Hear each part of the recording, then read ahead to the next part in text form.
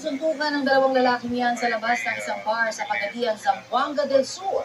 Maya-maya pa, may lumipad na tutuan at mga bote. Ang ugat ng gulo, alamin dito sa Balitang Halis.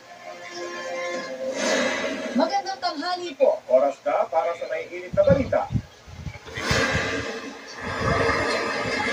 Ilang lugar sa Mindanao nakaranas muli ng pagbaha dahil sa malakas na pag-ulan. Magpapatuloy ba yan ngayong araw?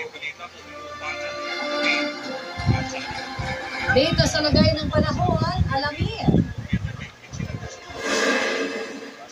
Gitnang lane sa ilalim ng Marilao Bridge sa NLEX, isinara matapos tamaan na naman ng truck. Sakay ng AUV na nadamay sa aksidente, patay.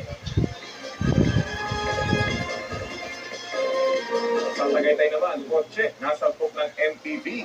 3 ang patay, kabilang ang isang buntis.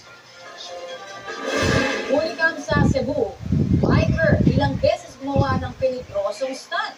Anong reaksyon dyan?